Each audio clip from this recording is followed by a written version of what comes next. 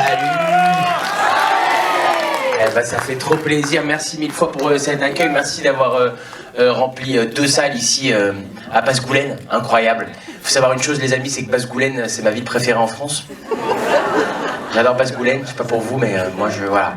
Tout ce qui est cinéma Pôle Sud, Burger King, McDo, c'est Basse-Goulaine, quoi. Moi, j'ai 2 villes que j'adore dans la vie, c'est Basse-Goulaine et Saint-Herblain. C'est vraiment les 2 endroits que je trouve exceptionnels. Donc, merci d'être là. Merci de m'avoir rejoint aujourd'hui à Basse-Goulaine pour découvrir ce film, Maison de retraite 2. Est-ce qu'il y en a parmi vous qui avez vu le premier déjà? Oui.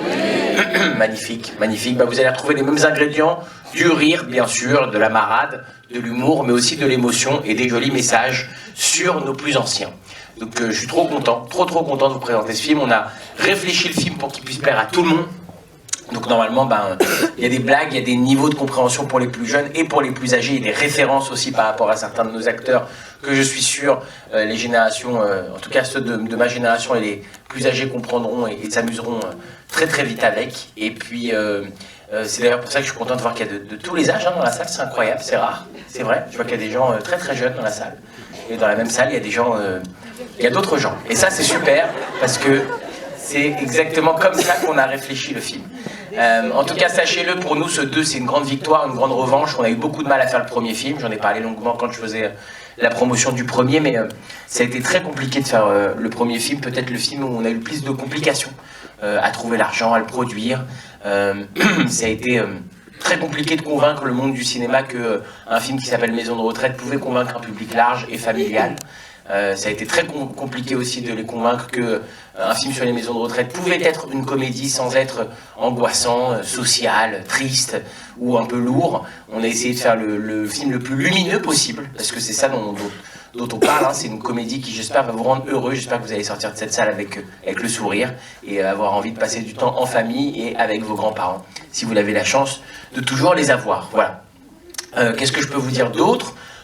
C'est une fierté, vous êtes les tout premiers dans la région de Nantes à voir le film, c'est vous les tout premiers. Donc ce que je vous propose, c'est un petit programme en 3 étapes. Première étape, on va faire des questions-réponses si vous voulez bien. Si vous avez des questions, j'ai des réponses. Que ce soit sur le premier film, sur celui-là, sur la politique internationale et européenne de la France, tout ça c'est moi, il n'y a pas de galère. Deuxième étape, on a une petite surprise pour vous. On a une vidéo de la part de tout le casting du film. Ouais, qui ont enregistré une vidéo spécialement pour vous. J'aurais dit je vais à Basse-Goulaine, ils m'ont dit mais non. Incroyable. Et donc ils ont enregistré une vidéo spécialement pour vous les amis qu'on va vous diffuser juste avant le film, dans un instant.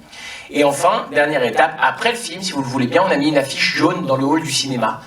J'ai écrit moi-même dessus, dites-nous ce que vous en pensez. Si ça vous va, ça vous dérange pas de nous écrire un petit mot en sortant de la salle, en nous disant ce que vous avez pensé du film. Pour 2 raisons. La première, c'est qu'après on prend en photo cette affiche et on l'envoie à tout le casting du film. Et eux, ça leur fait super plaisir de lire vos retours, vraiment. J'ai eu Jean Reno et Chantal Latsou hier au téléphone qui m'ont dit à quel point ils étaient heureux de lire vos messages. Enfin, Jean Reno m'a dit que ça lui faisait très plaisir. Chantal, elle m'a dit, j'ai pas mes lunettes, j'arrive pas à lire.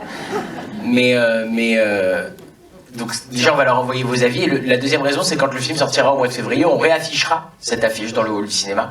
Et vos avis donneront peut-être envie à des curieux de venir voir le film. C'est bon pour vous? Ça vous va ce programme en 3 étapes? Écoute, j'aime bien les 2, mais je dirais que je préfère être sur scène pour faire des spectacles, ouais. Je trouve ça magnifique d'être avec les gens. En fait, les 2 me fascinent, parce que je trouve ça fou qu'à une époque où, je crois, le monde n'a jamais été aussi égoïste, de se retrouver tous ensemble dans une salle de cinéma pour vivre des émotions communes, ça me fait kiffer depuis que je suis tout petit. Vraiment. Là, vous êtes tous assis dans cette salle, vous ne vous connaissez pas entre vous êtes de générations différentes, peut-être de quartiers différents, de villes différentes, tu vois. Peut-être que vous avez des idées qui s'opposent totalement, et pourtant vous êtes tous assis ensemble pour vivre des émotions communes. Ça, je trouve ça vraiment presque spirituel, quoi. J'adore les salles de cinéma, les salles de théâtre depuis que je suis tout petit. Quand j'étais petit, j'avais été voir Titanic avec ma mère et ma grand-mère, et je m'étais mis à pleurer, et à côté de moi, il y avait une dame d'une 50aine d'années, elle s'est mise à pleurer, et on a pleuré ensemble, et pourtant, je sais pas qui c'est cette dame, je l'ai jamais revue après dans ma vie. Et tu vois, j'aime l'idée qu'on vit des trucs ensemble au cinéma, et qu'on partage des émotions communes. Donc j'adore le théâtre et le cinéma pour ça, mais je préfère effectivement le spectacle. Mais je t'avoue que je vais pas refaire des spectacles tout de suite là. Je vais faire une petite pause de spectacle. Une auteure qui s'appelle Elodie M et moi, on a écrit à 2, voilà le film. Donc tu fais comment on dit Scénariste et acteur. Voilà, j'ai coproduit le film, donc c'est ma boîte de production avec la boîte de Stan Wawrinka dans laquelle Raphaël travaille. Ok. Stan Wawrinka, qui est un tennisman très connu, qui nous avait aidés. Sans lui, on n'aurait pas pu faire le premier film, puisque personne ne voulait nous aider financièrement. Donc Stan nous a rejoints sur le premier film. Entre-temps, il a monté sa structure de production. Il a engagé Raphaël, que tu vois, qui est juste à côté de toi, qui t'a donné le micro. Donc Raphaël gère aujourd'hui la société de production de Stan Wawrinka.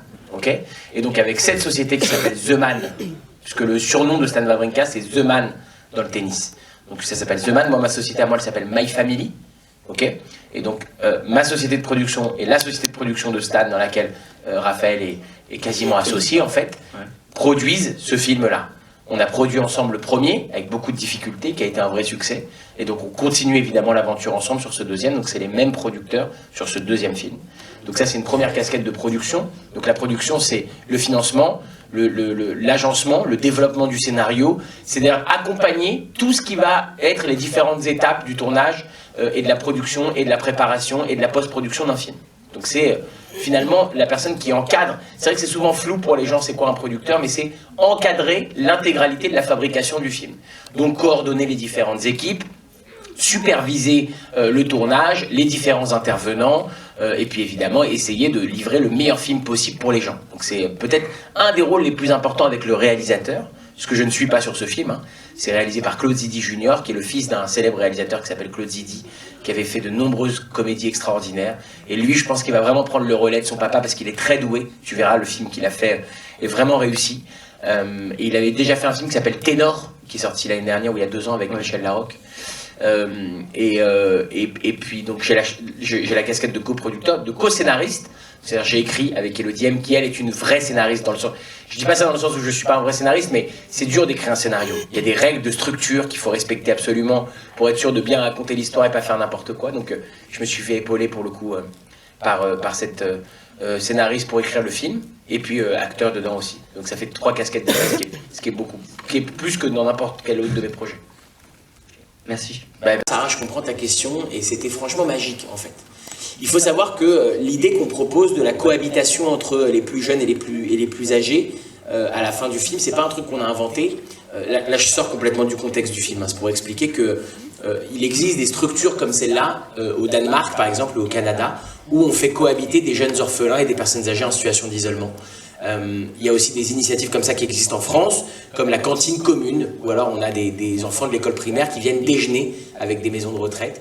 Et les résultats de ces tests, entre guillemets, sont incroyables. On réalise que les personnes âgées vieillissent mieux, avec toute leur tête, ils restent plus alertes, évidemment, plus vifs, très heureux de transmettre, donc ça leur fait beaucoup de bien. Pour les jeunes, c'est encore mieux. Ils grandissent moins sur les iPads et les téléphones, ils posent beaucoup plus de questions, ils sont plus matures, plus curieux. Donc c'est assez incroyable de voir à quel point, quand on mélange ces 2 générations, il y a de la magie vraiment qui se crée pour les 2. Je raconte ça parce que c'est précisément ce que moi j'ai vécu sur le tournage. C'est-à-dire qu'on a vraiment cohabité tous ensemble pendant 2 mois, et de voir le rapport que les mômes avaient avec nos anciens, c'était dingue. Tu vois, ça marchait vraiment bien, ils se posaient 1000 questions, ils étaient trop heureux d'être ensemble. Évidemment, les seniors étaient trop contents d'avoir de la jeunesse, des cris, du mouvement autour d'eux, parce que putain, ça donne de la vie aussi sur le plateau. Et pour les petits, c'était génial de parler à tous ces acteurs mythiques, sans vraiment réaliser qu'ils étaient des acteurs mythiques, puisque ça touche pas leur génération. Et donc il y avait vraiment un côté, on parle comme si c'est mon papy d'adoption ou mon grand-oncle, quoi, tu vois.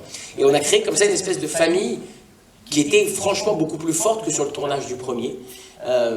Et qui m'a bouleversé. Le dernier jour de tournage, tout le monde pleurait. Les petits comme les anciens. Tu sais, ça faisait fin de colo. Je sais pas si vous êtes déjà parti en colo. Tu sais, quand tu termines la colo au bout de 3 semaines, au début tu y vas, tu dis à tes parents, je veux pas y aller, putain, je connais personne.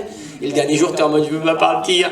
C'est vraiment ce qui s'est passé, quoi. C'était incroyable, et ça m'a bouleversé de voir autant d'amour. Donc franchement, après c'est mon avis, forcément j'aime ce film, mais vous me direz à la fin de la séance sur l'affiche ou sur les réseaux sociaux si vous l'avez ressenti, mais je trouve que ça se ressent dans le film.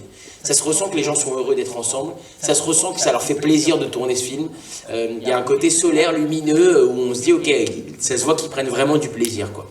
Donc voilà, ça s'est extrêmement bien passé.